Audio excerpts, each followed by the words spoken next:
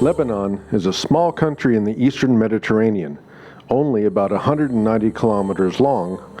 That's roughly the distance from New York City to the tip of the state of Delaware. From Larnaca and Cyprus, it was only a 45-minute flight to the capital city of Beirut. We stayed with our niece and her family in the Akrafia neighborhood, a wealthy, mostly Christian district.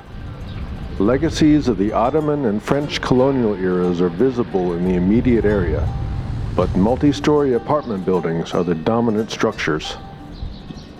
For food shopping, a couple local markets, convenience stores, and butchers are nearby.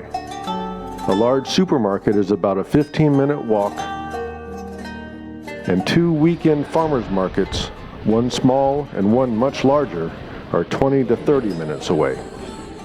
In addition to the usual fresh options, there were pickles and sauces, amazing cheeses, handmade soaps, and delicious baked goods, including fresh flatbread, an Arabic version of pita, topped with a za'atar spice blend, which is a Lebanese staple. There are also nearby restaurants and cafes, and a very nearby rooftop bar, a great place to go at night. Arabic is the official language of Lebanon and has been the dominant language for over 1,000 years, even through nearly 400 years under the Ottoman Turks. After the Ottoman defeat in World War I, Lebanon became part of the French Mandate. So French is a recognized language, and French influences are still felt. Many times, they are blended with Arabic and Ottoman styles. About 1/3 of Lebanese are Shia Muslim, 1/3 Sunni Muslim, and 1/3 Christian, including Greek Orthodox and Armenian churches. But the largest Christian group is the Maronites, one of the oldest branches of Christianity, dating back to the 4th century CE, and originating in the Lebanese mountains. An Eastern Catholic Church, the Maronites are faithful to the Pope in Rome, but also self-govern with their own patriarch, who is also a cardinal of Rome.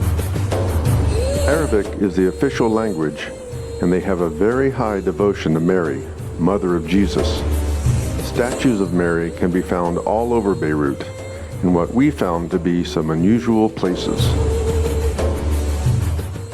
Independence from France in 1943, the three religious factions have shared political power. Tension between the groups, exacerbated by interference and incursions from their neighbors and other foreign powers, have erupted in two civil wars, the most recent in 2019. Today, parts of Beirut are heavily militarized and fortified. The fragile peace is kept while normal people go about their daily lives. On top of all that, with the COVID pandemic, the 2020 port explosion literally rocked the city. More on that in a separate video. Furthermore, massive government corruption has compounded everything, sending the Lebanese economy into freefall. During our visit, we exchanged money on the black market, carrying around millions in cash, paying 1 million lira for a week's worth of groceries. Lebanon's power grid has been down since October of 2021, and everyone was forced to switch to diesel generators to keep the lights on. The rise in oil prices caused by the war in Ukraine has meant that almost nobody can afford to have power 24/7. We were without power every day for 5 to 6 hours. Another fact of life in Lebanon. There's a lot of frustration and protest in the street art, but there is also hope. Restaurant and cafe life are vibrant, and life goes on. There is a lot of beauty in Beirut. The street art is very expressive, including this one where we caught the artist in progress. And there are so many gorgeous flowers, clinging to walls, scattered throughout the city. But maybe the most beautiful thing is the Corniche, a roughly 4-kilometer long coastal promenade on the west of downtown, where you can go for a walk, or a run, or sit for a game of chess or checkers, or go fishing, or sunbathing. And when the wind is up, it's a beautiful place to just watch the surf. South of the Corniche, a bit out of the way to walk to, Pigeon Rocks are a Beirut landmark. Unfortunately, most of the prime real estate is taken up by restaurants who completely block out the view. But the public viewing area is still pretty special. For us, the most amazing thing about Beirut was the ancient history. It's one of the 10 oldest continuously inhabited cities in the world, as the Phoenicians built a harbor there about 5,000 years ago. The National Museum of Beirut is a treasure trove of archaeological wonder, housing an incredible collection of artifacts from prehistory through the Ottoman period. The Phoenicians created the oldest known alphabet, an ancestor to Hebrew, Greek, and Arabic, and traded extensively with the ancient Egyptians. Egyptian influence can be seen in many artifacts from Beirut and around Lebanon.